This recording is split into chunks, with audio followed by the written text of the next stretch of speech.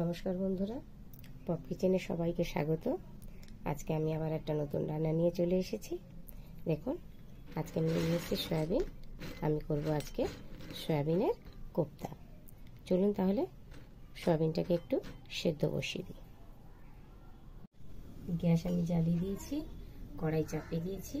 কড়াইয়ে দিয়ে দিচ্ছি জল, এরপর দিয়ে দেবো এতে অল্প লবণ,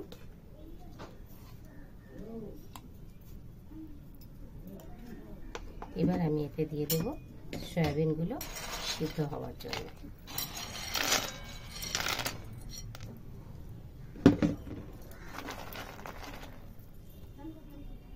তাহলে দেখুন, আমার সয়াবিন আর আলু দুই সিদ্ধ হয়ে গেছে।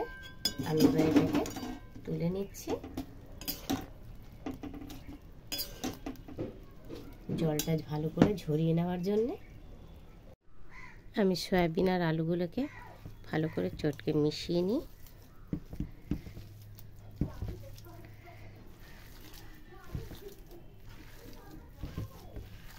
এবার এতে আমি দেব এক এক করে লবণ,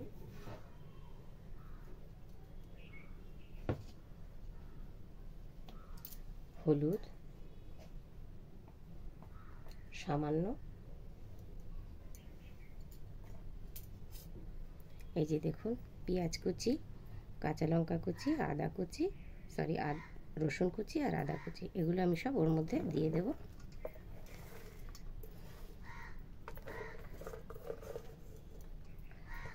এর ভেতরে দেব আবার আমি একটা ডিম।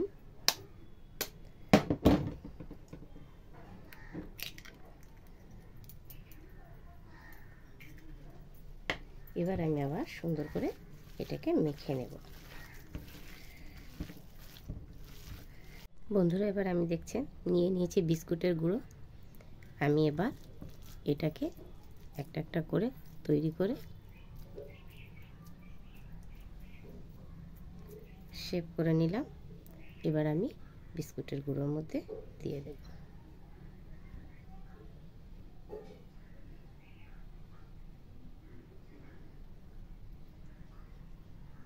এইভাবে আমি এক এক করে তৈরি করে আগে কোপ্তাটা তৈরি করে নিচ্ছি, তারপর আমি ভেজে দেখাবো।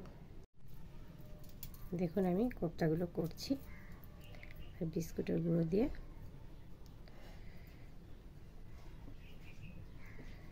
সুন্দর শেপ করে নিচ্ছি।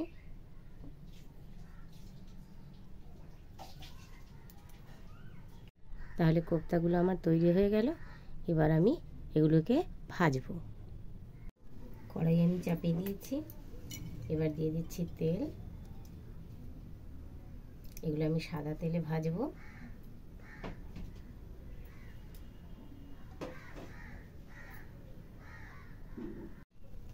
তেল আমার গরম হয়ে গেছে। এবার আমি এক এক করে কোপ্তাগুলো ছাড়বো।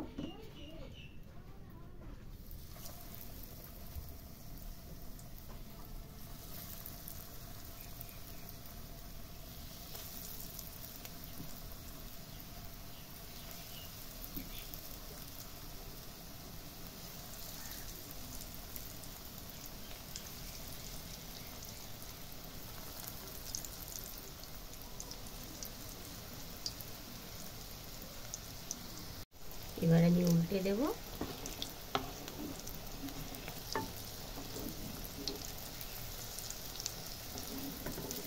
দেখুন কি সুন্দর লাল লাল হয়ে গেছে।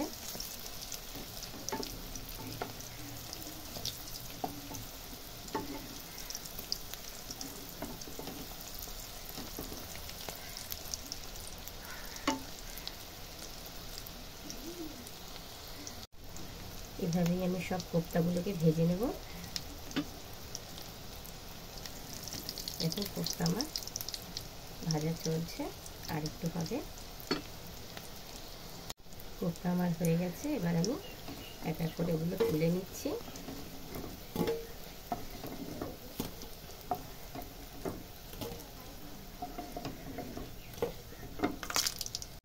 নিয়ে নিচ্ছি মিক্সিং জার, এতে আমি দিচ্ছি পেঁয়াজ, আদা,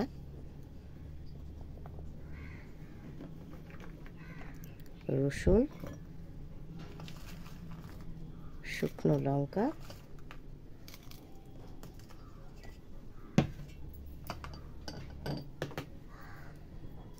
ধনিয়া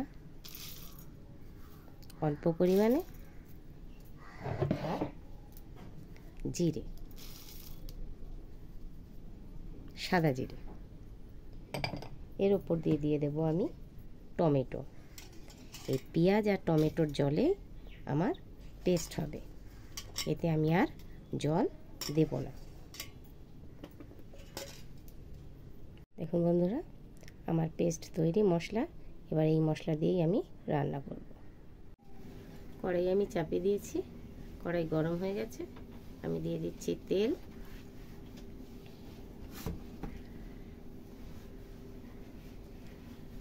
তেল আমার গরম হয়ে গেছে। এবার আমি দিয়ে দিচ্ছি সামান্য জিরে, দুটো তেজপাতা, দুটো এলাচ, দুটো লবঙ্গ আর একটু দারচিনি।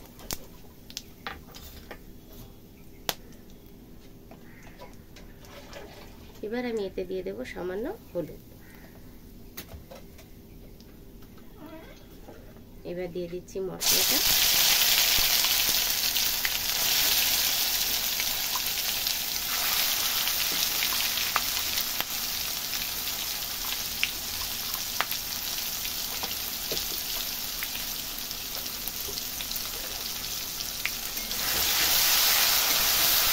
মশলাটা আমি ভালো করে কষিয়ে দেবো।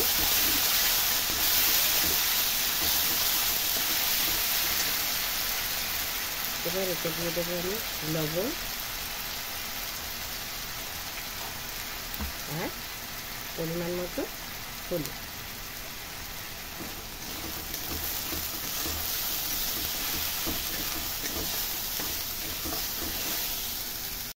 মশলা আমার প্রায় কষানো হয়ে গেছে। এবার দিয়ে দেবো সামান্য চিনি। দেখুন মশলা থেকে আমার তেল ছাড়তে শুরু করে দিয়েছে।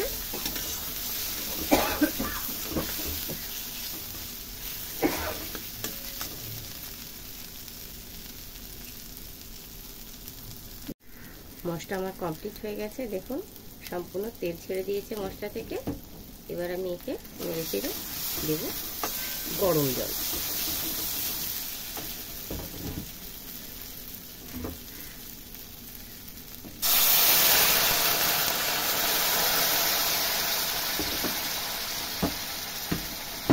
তাহলে দেখুন ঝোল আমার একদম ফুটে গেছে। এবার আমি কোপ্তাগুলো এক এক করে এর মধ্যে ছেড়ে দিচ্ছি।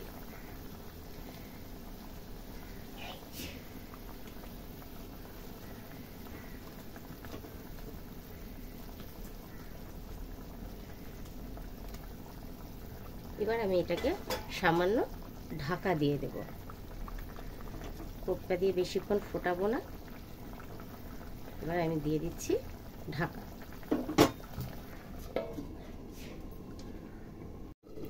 এবার আমি ঢাকাটা খুলে দেখি। বাহ, এই তো দেখুন কি সুন্দর ফুলে একেবারে কোপ্তা আমার কমপ্লিট। কোপ্তা আমার হয়ে গেছে। এবার আমি এটাকে নামিয়ে নেব। রান্না আমার কমপ্লিট। তাহলে বন্ধুরা, সয়াবিনের কোপ্তা আপনাদের কেমন লাগলো অবশ্যই কমেন্ট করে জানাবেন। আর ভালো লাগলে নিজেরা রান্না করে খাবেন। লাইক করবেন, শেয়ার করবেন আর সাবস্ক্রাইব করতে একদম ভুলবেন না। টাটা।